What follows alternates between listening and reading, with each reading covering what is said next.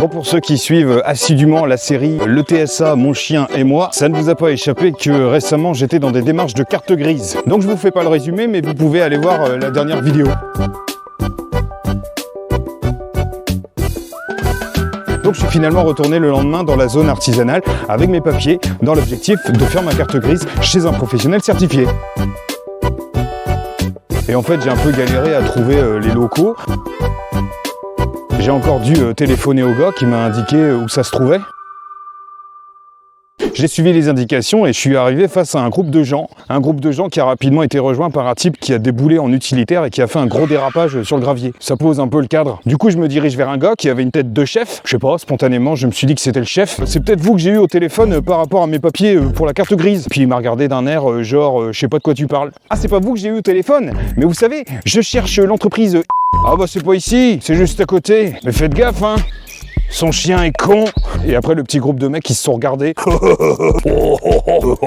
Bref, ça m'a mis un petit peu mal à l'aise, alors je me suis barré. Et je suis arrivé finalement dans la bonne entreprise. Et je suis tombé sur un monsieur qui était à quatre pattes. Je voyais sa petite raie des fesses qui dépassait parce qu'il était en train de faire un peu de mécanique. Un classique, on appelle ça le décolleté du plombier. Rapidement je l'interpelle et lui il coupe court en expliquant que lui il ne fait que livrer du matériel et qu'il attend la même personne que moi. Là je me suis dit c'est la merde, le type il attend la même personne que moi, sauf qu'il attend la même personne pour des raisons qui correspondent à l'activité principale de la personne que j'attends.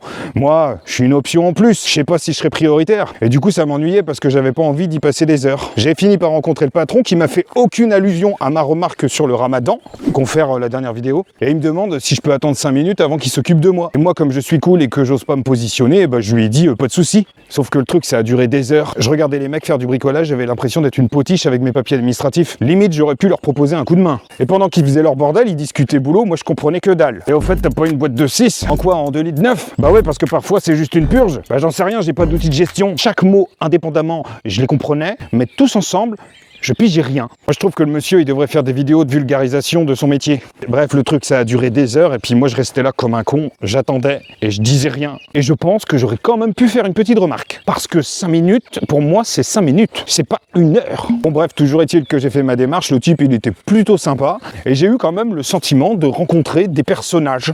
Et à propos de personnages, j'en ai rencontré un magique pas plus tard que tout à l'heure. En fait j'avais un rendez-vous tout à l'heure parce que ma femme a décidé d'acheter un truc sur le bon coin. Évidemment elle était pas dispo pour y aller, elle a demandé à Bibi de scoltiner tout le boulot. Déjà le lieu de rendez-vous c'était pas tout près et avec mon sens de l'orientation complètement à chier, bah je me suis perdu, ça a duré des plombs mais ça m'a stressé. Je suis arrivé au lieu de rendez-vous, on avait dit la station essence du parking du Leclerc. Et bah quand je suis arrivé, j'ai constaté que autour de la station essence, et bah il y avait plein de parkings.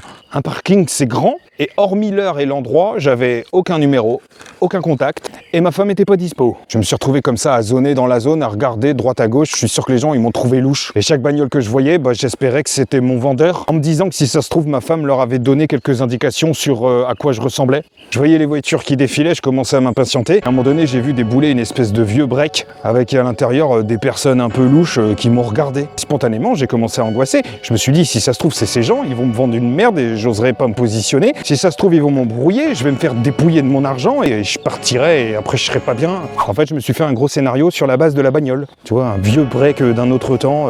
Et donc en fait, la bagnole, elle s'est arrêtée devant moi, j'ai commencé à paniquer et il y a une espèce de grand costaud qui est sorti de la bagnole, genre 63 ans. Alors je suis pas un expert en physionomie d'évaluation des âges des gens, pas du tout, au contraire, ça pourrait même faire un épisode de la série ça. Mais en fait, il m'a dit son âge. Et en fait, il avait un détail particulier, c'est qu'au niveau de la main, il avait les 3 points. Vous savez, ce genre de stigmate corporel qui indique clairement une appartenance, qui indique que t'es un voyou, genre tôlard, mais également un état d'esprit, mort aux vaches. Pas content, t'aimes pas l'autorité. Alors à la base j'ai rien contre les gens qui ont des tatouages, mais avec la bagnole, l'ambiance, ce que je ressentais comme anxiété, et le gars et ses tatouages, j'ai commencé à me poser des questions. Alors le type il s'est mis à me parler avec la particularité qu'il s'adressait à moi de façon outrancière à la 3e personne du singulier. Il a rendez-vous pour quelque chose, il va ouvrir son petit coffre, alors il sait comment faire, il a besoin d'aide ou pas? Là il devrait ranger un petit peu son camion. Je vous avais dit dans une vidéo que c'était le bordel dans le berlingot. Et en fait, alors qu'on s'était donné donné rendez-vous pour une transaction. Moi, je fixais complètement sur sa façon de parler et de s'adresser à moi. J'étais complètement bloqué et au bout d'un moment, je me suis retrouvé face à différents choix. Soit je lui disais que c'était ridicule, que ça me saoule et que j'aimerais bien qu'il s'adresse à moi par tu ou vous, soit j'éclatais de rire tellement à ce niveau-là, c'était extrême. Et ben en fait, j'ai choisi la troisième option. Je me suis mis à parler comme lui. Bon, il s'excuse un petit peu du retard. Il habite beaucoup plus loin. Il a un petit peu galéré et il avait pas beaucoup d'infos. Et il m'aide à le charger. Sur le coup, en faisant ça, moi je trouvais ça rigolo en fait. J'avais l'impression de m'adapter à l'autre, de me mettre en symétrie. Alors je sais pas comment il a pris le truc, mais d'un coup, il a changé sa façon de parler. Et là, pour le coup, c'était beaucoup plus conventionnel et classique. Je me demande s'il a pas eu le sentiment que je le prenais pour un con.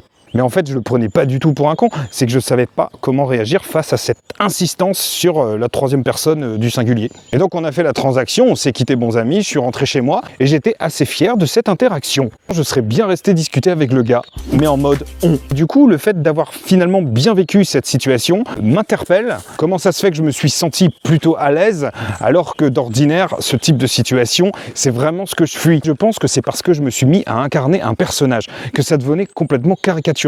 Et à partir de là, j'arrive dans mon domaine de compétences, je me sens beaucoup moins exposé et j'ai l'impression aussi de maîtriser beaucoup plus le truc. Et là, vous me direz que quand on est autiste, on est en permanence dans des rôles de composition. On en a parlé plusieurs fois dans la série, le faux self, le camouflage, le caméléon, etc. Mais la différence, je pense, c'est l'enjeu relationnel et également la temporalité dans laquelle cela va s'inscrire. Le type, en gros, je le voyais qu'une fois dans ma vie. Il n'y a pas beaucoup de risques. J'en sais rien. En tout cas, je me dis que c'est peut-être une solution d'être complètement caricatural. Genre, tu repères quelques détails comportementaux chez les gens, tu fais exactement la même chose, mais en plus poussé. Je me demande si faire ça, ça fait pas basculer le rapport dominant-dominé, et ça calme tout de suite le gars. Alors quand je parle de rapport dominant-dominé, je ne parle que de moi, et de ce sentiment si présent de me retrouver régulièrement en position petit enfant. Ça veut pas dire que je me sens immature, ça veut dire que j'ai l'impression de perdre parfois mes moyens, de me sentir démuni, et de laisser l'autre s'imposer à moi. Prendre une espèce d'ascendant au point où je le laisse entraver ma liberté. Et cette entrave à la liberté n'a rien à voir avec quelque chose de brutal, de violent, d'intrusif. Ça passe par des petites choses dans la vie quotidienne, dans mon rapport aux gens en général. Ces petits moments où je dis rien, je fais profil bas, ces moments où j'aurais du mal à faire un choix, à me positionner. Je vais être conciliant, j'abonderai dans le sens de l'autre. Comme si là-dedans il y avait un enjeu de survie, vous voyez. Les postures que je prends face à l'altérité sont quand même étroitement liées à ma quête d'équilibre. Faire face à l'autre, c'est se confronter à lui, c'est prendre le risque que sa réaction nous surprenne et donc que ça déséquilibre, que ça déstabilise. Alors parfois de façon naturelle, de façon instinctive, je vais mettre en place des choses de manière à éviter ce genre de situation. Tu vois par exemple l'évitement des conflits. Et l'évitement des conflits, c'est un sacré sujet qui m'a été proposé par Ariane, une de mes abonnées, et c'est ce que je vous propose d'aborder dans le prochain épisode. Allez Bella, viens. S'il te plaît. S'il te plaît. Je vais me fâcher là. J'ai évité le conflit.